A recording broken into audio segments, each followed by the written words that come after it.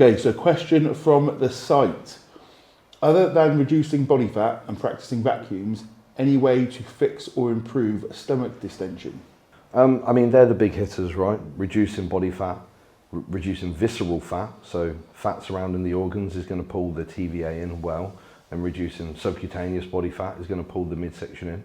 Practicing vacuums is huge, the biggest hitter for reducing stomach distension, but one thing you need to make sure that you're doing is not just acutely practicing your vacuums at one time of the day and then ignoring your TVA control for the remainder of the day.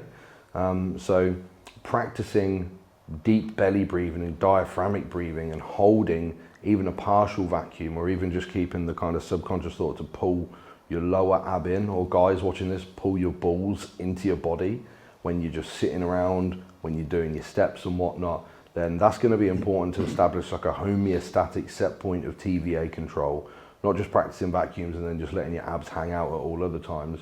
One thing that I've done with clients is actually, and before anybody comes down on me for this, I'll explain why I use waist trainers, but not your typical like cinch waist trainers. I'll get like a longer neoprene wrap it, I'll get the client to pull like a partial vacuum, pull their lower ab in, tighten it up to the point that it's comfortable with their lower ab tie, and then get them to do like their fasted morning period or their fasted morning steps with that on. And they notice if they let off that slight brace, they notice the sensation of the wrap being tighter, and they pull their TVA back in. And this has been huge, especially for masters guys. Ryan Kirkham's had amazing results with this. Matt Adams, more than anybody, amazing results with this. Just pulling your TVA in homeostatically through the day, that's been absolutely huge. I wonder when you mentioned that last one, because that was going to be I thought I was going to get some stick from it. It was just yourself. I'll be honest, covered every single point there. I think it's just being conscious of it. As long as you're conscious of it, most guys, they'll do their 2 times 30, 3 times 30 second vacuums in the morning, and then they'll just slouch the rest of the day, and then have a little pot belly sticking out, and it's not going to do anything against the net sort of 18 hours that you might be on your feet or awake. 90 seconds of TVA control won't do much. It has to be a job throughout the day. Okay. Other than not increasing calories too much too quickly, what are your strategies for minimizing fat gain during a bulk, including any PEDs? So I'll run with this one. Well, I think you've got to hit the nail on the head there. We spoke at this in the last Doghouse chat, was your level of surplus. Now, obviously, the higher level of surplus that you've got, given everything else being equal, you're likely to run into a higher percentage of fat gain. So if you're looking to minimize your fat gain, the lower that surplus, the less likely you are to gain that. Now, you can, of course, stay at maintenance and still gain some still gain some muscle mass, or you could go maybe a 5% surplus and try and stick around there, accepting potentially that you are leaving some gains on the table in favour of a lower fat accumulation. And then you've got the chance of just increasing that ratio of muscle gain to fat gain by just putting potentially some PEDs in there, potentially a basal insulin, fast-acting insulin, L-carnitine, things like that, which are going to skew that ratio more towards a muscle gain perspective. But ultimately, it's going to come down to your total surplus, how much fat gain you're going to gain, and then we can change the ratios of that by our stack design, things I just mentioned. Yeah, absolutely. The biggest hitter to minimising fat gain whilst on a mass or a bulk is going to be your size of surplus, so not adhering to extended periods of excessive rates of gain, so anything over kind of 0.5% of body weight per week outside of a post-show period is going to be unfavourable, disfavourable when it comes to that muscle to fat gain ratio. Then you can skew that ratio further with our use of PEDs, and basically every PED we do is going to contribute towards an improved muscle to fat gain ratio through various means. So some of them are going to be anabolic, so they're going to favour more muscle growth for the same surplus. Some of them are going to be directly lipolytic, so in your periods of fasting or between meals, because energy balance isn't constant, right? It fluctuates through periods of surplus and deficit through the day. When you're in these periods of deficit, if you're mobilizing and oxidizing more fatty acids, then there'll be more total net fat burn, so to speak, over a 24-hour period. And some PEDs are also anti-lipogenic, so they attenuate the degree of fat gain per surplus period that you're in. via mechanisms like making fat cells more insulin resistant, for example, in the case of growth hormone. Androgens are anti-lipogenic. Even things like telmisartan with its PPAR agonism mobilizes more fatty acids and preferentially drives glucose disposal intracellularly. So all of the PEDs we use are going to be anti-lipogenic to some degree or skew that muscle to fat gain ratio favorably. But the big hitter is going to be the size of your surplus, because if your surplus is too large, there's no dose of PEDs that's going to inhibit the ability to gain body fat. Not even Big Daddy's 10 units of growth hormone is going to do that, unfortunately.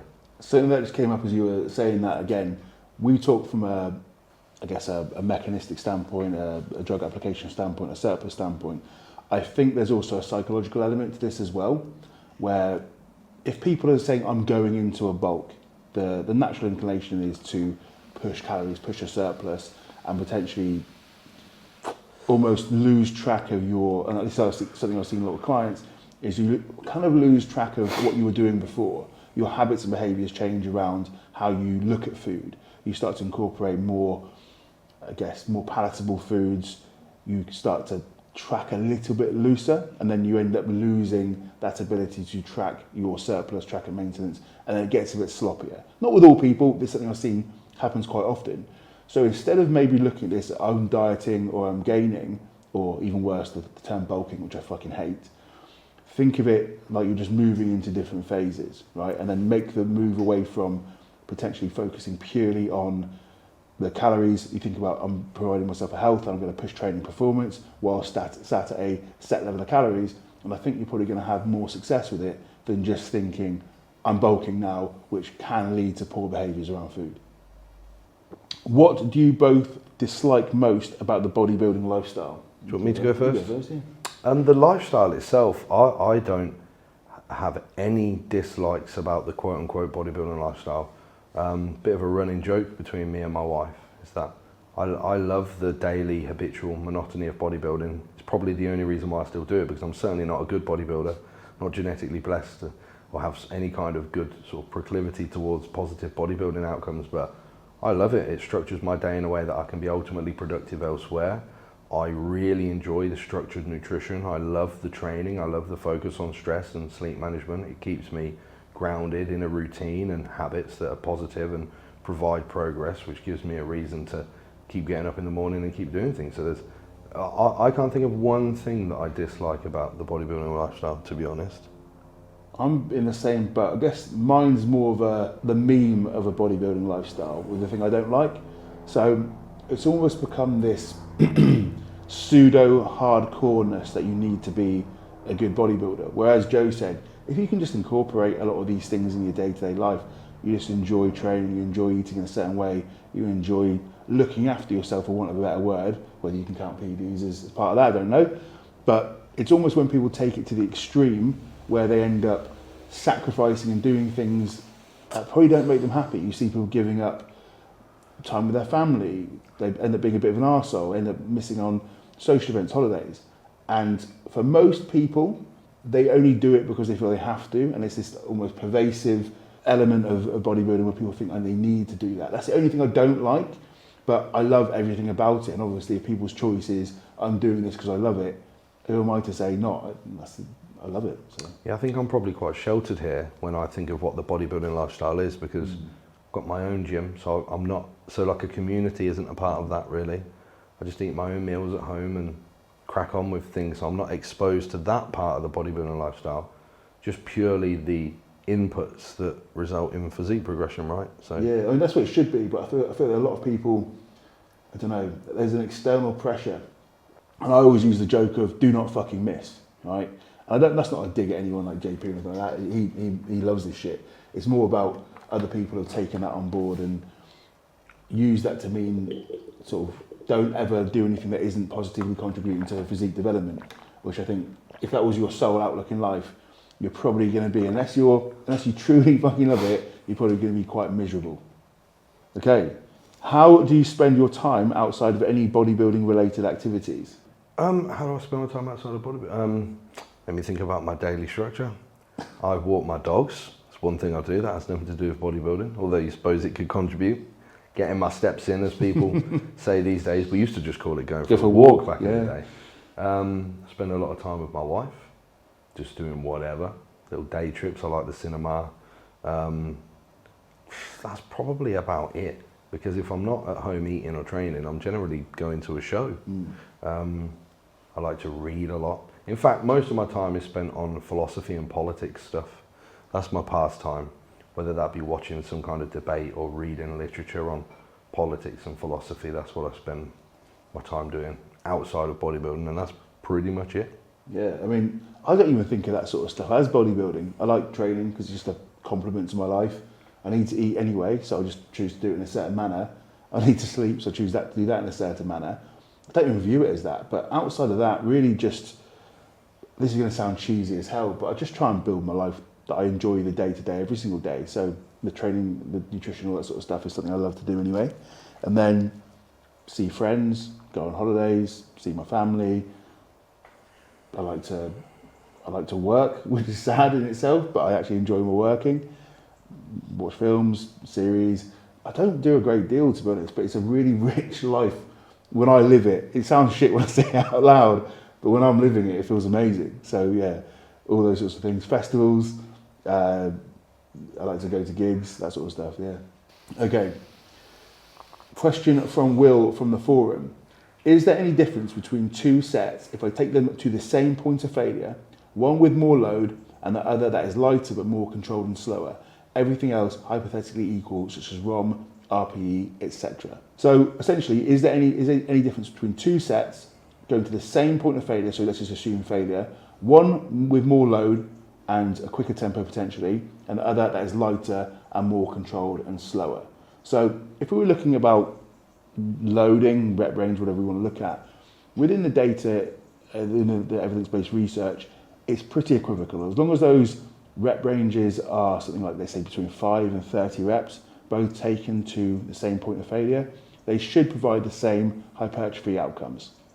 I'm not going to say it's going to feel the same. It's certainly going to feel different training at a 30 rep max compared to a 5 rep max. But in terms of muscle gain outcomes, they are going to be the same. And provided the tempo isn't outrageous, you're not doing some hyper-controlled, eccentric, concentric loading pattern in the higher rep range, for example, I don't think you're going to see any huge differences. The caveat to that would be, as long as you're getting good technique, and by good technique, I'm talking about good range of motion, potentially just focusing on putting tension on the target muscle, so you're actually lifting a weight rather than just slinging it and bouncing it around. That's my only caveat to that.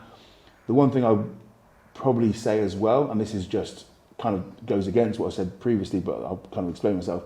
If you're using a higher load, so let's say a 5-6 rep max, you're going to get a very high level of activation from that first rep, whereas on the higher rep, you're going to have to fight and get towards the back end of that set before we start getting, I don't necessarily completely agree with the effective reps model, but to that point where you are getting those incredibly stimulatory reps, that's something where you may potentially see a benefit where you have to take those higher rep sets to failure, or very, very close to, where you can probably get a little bit further away from failure on those lighter sets. That would be the only difference I'd say there. Yeah. So in Will's example, volume is matched, effort is matched, as described as proximity to failure.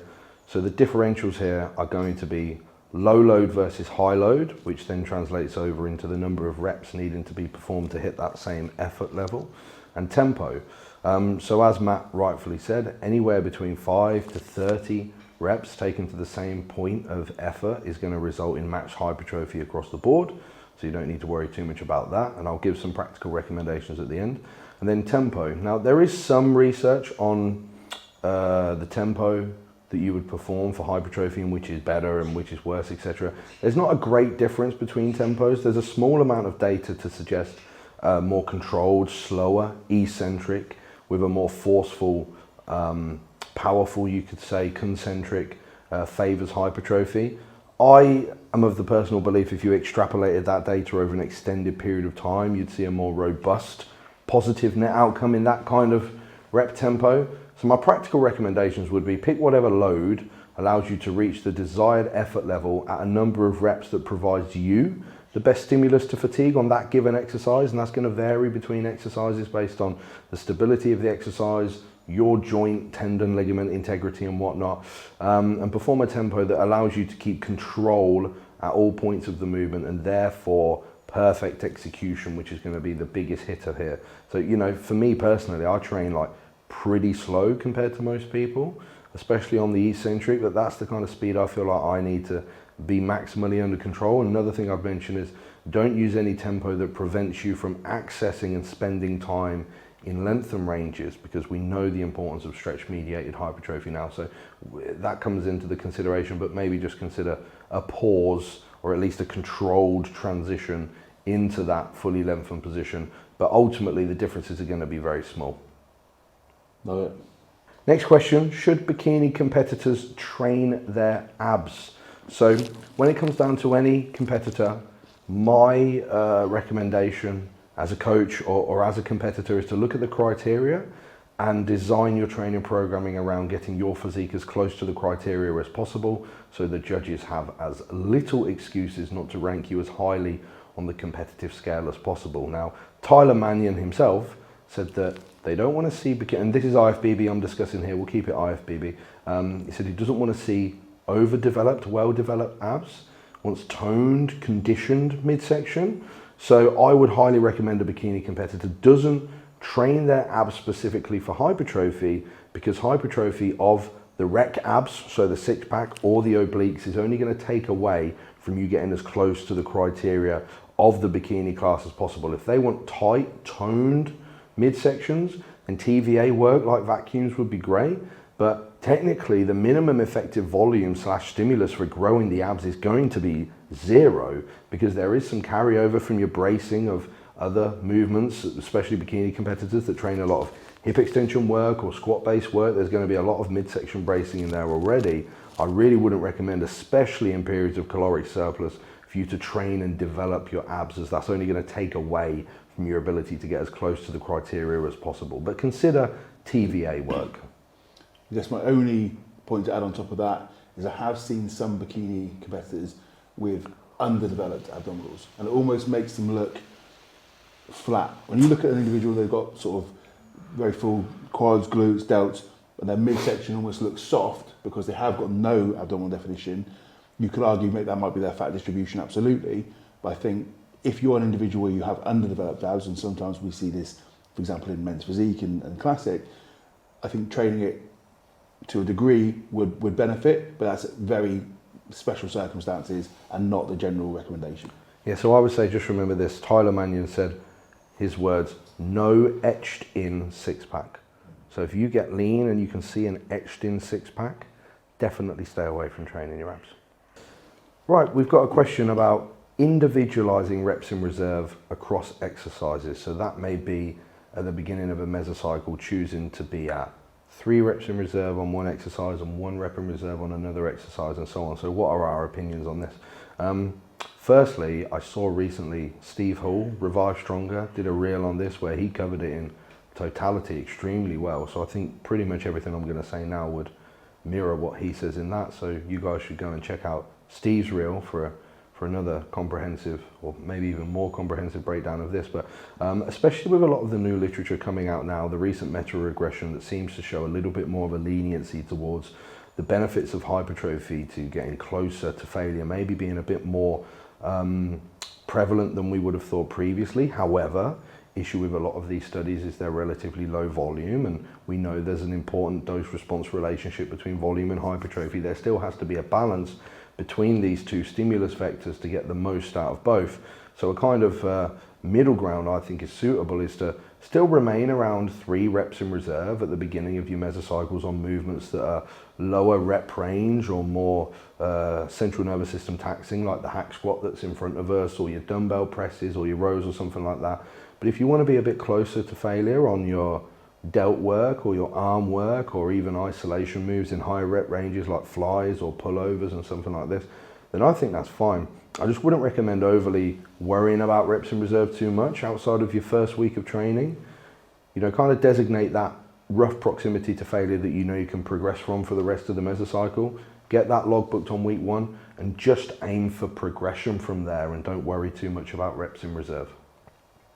Yeah, I'll pretty much sum up with that. I mean, on the bigger exercises, anything that's got a higher level of just coordination, loading, injury risk, you can get away with starting a little bit further away from that failure mark.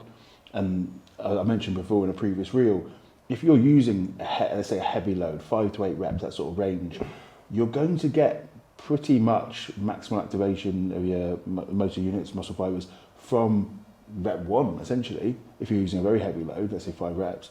So you can get a very stimulatory set, 2 to 3 reps in reserve. That's absolutely fine.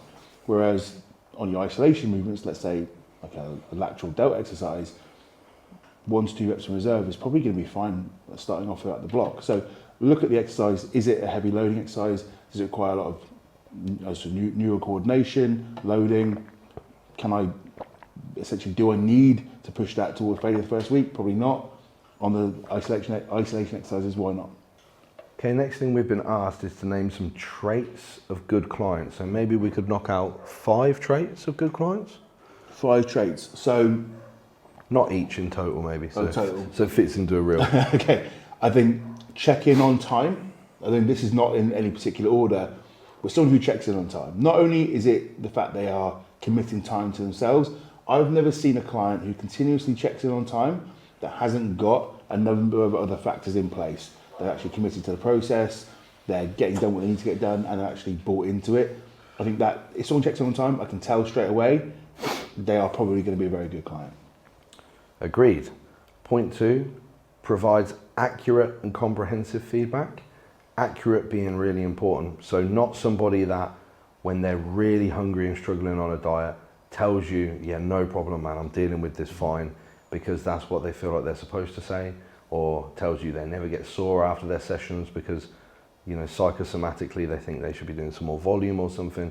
It provides an accurate data set across all boards so that the coach can make the objectively true decision on what the best next step to take would be. So next point will be asks questions but doesn't question. So what I mean by that is if someone's constantly going, why are we not doing this? Why are you doing that? What's the point behind this? Or why can we not do this instead? I think you're creating a very challenging relationship with a coach. If you're just saying, out of interest, why did you choose to do it that way? Or why is that?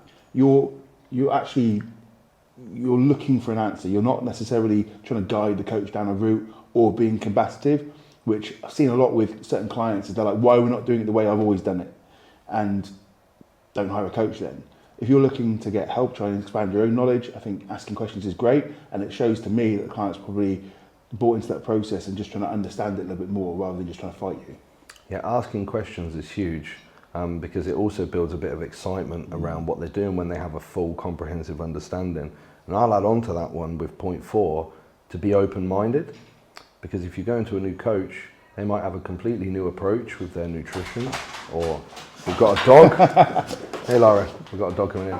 With their nutrition or their PEDs or their supplementation or whatever, they should be open-minded to any change of things that they haven't done previously, but they should absolutely ask questions as to what is the reason why, and they will not only further their physique development hopefully, but also their understanding of the principles of bodybuilding progression. Last point. I think just do what's expected of you, and that's quite a varied one, but don't do more because you think it's a good idea. Don't do less or eat less because you think it's a good idea. Just do exactly what has been told for you to do.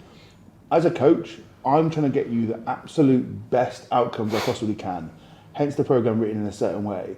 If you go ahead and do that, and you do it to the best of your ability, and then we need to make tweaks, absolutely fine. But don't go in and change it and then expect things to get a different outcome. There's a reason it's been set out that way.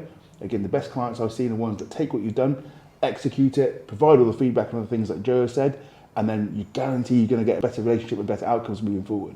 Yeah, that point 5 is probably the most important. Relentless adherence with 100% effort throughout the whole process, despite the monotony of the process. Even if it means checking in and you're doing the same thing week after week, the relentless adherence with maximum effort applied is what will get you the best progression out of any coach. We have been asked our top 3 book recommendations, and I thought it would be cool if we do top 3 fitness / bodybuilding, and top 3 just general favourite books. Should we do bodybuilding first? Go on. If I was going to name my top 3 favourite bodybuilding I wonder if we've got books, the same ones. maybe. Well, I'm trying to think what would be most useful. I think from both of these, I'll go from the view of what would be most useful for you guys to dive into, not just what's my like personal most enjoyed. Scientific Principles of Hypertrophy would be number 1 from Renaissance Periodization. Yeah. How to Be Your Own Bodybuilding Coach from Dr. Scott Stevenson, absolutely. And for any females specifically, because this is the only resource on this topic that's really comprehensive, is The Woman's Book from Lara McDonald. They're the 3 that I think would have the greatest utility to everybody watching this. I would 100% agree on Be Your Own Bodybuilding Coach by Scott Stevenson, probably the best book out there. RP's book, fantastic, and I'm going to go for, just as an easier introduction into these principles, is the Muscle and Strength Pyramid books by Eric Helms. Yeah, brilliant. I think they're fantastic, and that will create a great understanding for most elements of bodybuilding. So, okay, top 3 non-bodybuilding books. Again, I'm going to go into this one with what I think would be most useful for you guys in your life. So, number 1, because I'm a fanatic and everybody knows that, 12 Rules for Life from Jordan Peterson is in number 1. A book that I think every individual should read. I actually saw Jordan Peterson live last week, and it was an unbelievable experience. Number 2 would be War on the West from Douglas Murray. Anybody that lives in the Western world should read this to get a comprehensive understanding of our history and socio-economic, political environment and whatnot.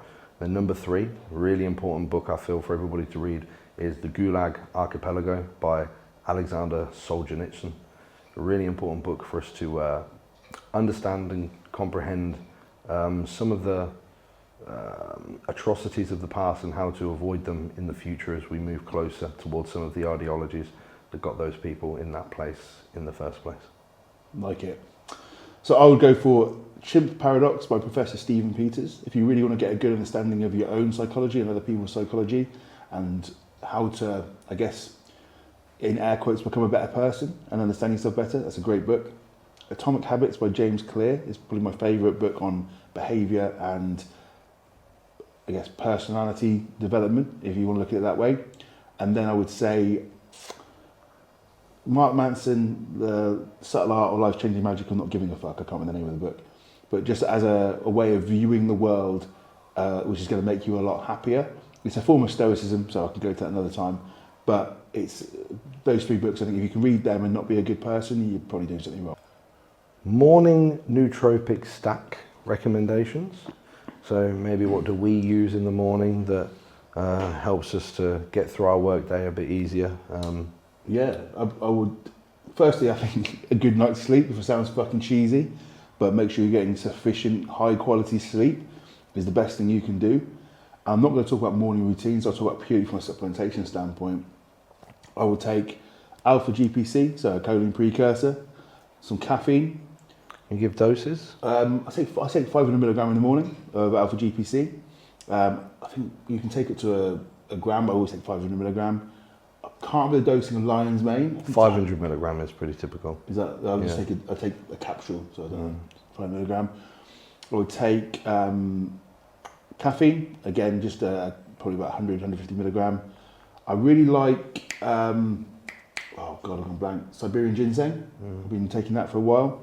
And that seems to make me feel fantastic, good focus, good energy. I don't tend to rely on any L-tyrosine, anything like that. L-theanine can be used sometimes, but that tends to leave me quite chill, quite mellow, but it's not something I necessarily put in. But I'll be honest with you, I just take Focus Max by Strong. Scoop of that in the morning to replace a morning coffee, and I'm well on my way. I like the Focus Max because it's got the NAC form of L-tyrosine, so it's a bit more of a flatter, slower release. I'm not a big fan of the big L-tyrosine doses either. I tend to avoid L-tyrosine for the most part. But my morning nootropic stack, maybe I'll put a disclaimer on this one, there's some illicit substances in this that I'll talk about. But so I also do about 500 milligram of alpha GPC when I wake up. I do 500 milligram of lion's mane there as well. It's also where I'll take like T4 and T3, so I don't consume any caffeine at this point in the morning. I'll walk the dog first for an hour before I consume caffeine, and I'll just have a coffee when I start doing my check-ins. About 4 days per week I follow the the Stamets protocol of microdosing psilocybin. So I'll do about 250 milligrams of dried mushrooms with the, so his protocol includes lion's mane. It also includes niacin, but that's later in the day, flush niacin, so I'll do that. And then maybe once or twice per week, if I've got a very big day, like a travel day where I've got to train and get all my check-ins done and get a flight somewhere, I'll use 100 milligrams of modafinil, so just half a tab as well, once a week, maybe twice at a push. Then maybe 2 to 3 days a week, I'll do about 2 grams of kratom or kratom, for you Americans watching this, but no more than 2 or 3 days a week for that, because you can develop a bit of an addiction to anything with opiate interrelated interactions. So, and that's what I do for the week, yeah. Okay, so we've been asked our top 5 supplements. So I'm just going to go for a packaged supplement here. It's not including any prophylactics like telmisartan, metformin, just over-the-counter supplementation. So these are my top 5 in no particular order. So Support Mac Neuro PM by Strong, fantastic supplement, PNS activation, cortisol management, general helps with sleep, amazing. Heart Stack by Supplement Needs, so very, very comprehensive profile of supplementation to help with obviously heart health, funny enough. K2 and D3, usually like any brand, but I use the Supplement Needs one. A high strength, high profile, high quality omega-3, and then a NAC or glutathione supplement as well. Those are my top 5. Cool, yeah, okay. I'm looking at my supplement list here and I'll go through, if I had to pick 5, what would I choose personally? So my top 5 favourites. So number 1 would be a high quality, well-sourced zinc and mag supplement. My personal favourite is the Z-Max from Strom. I'm a fan of the L-threonate form of magnesium specifically, so I'd go with that. Number 2 would be, again, a high quality, well-sourced omega-3, the EPA DHA Gold, especially for somebody like me. I don't eat any oily fish, I really don't like it, so that's got to be in number 2. The D3 and K2 combo, absolute no-brainer for anybody, but especially for PED users, has to be in there.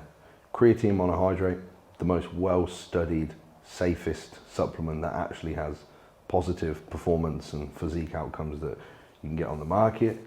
And then if I had to pick one more, it would have to be an NAC or like an S-acetyl glutathione for sure, for its antioxidant capabilities.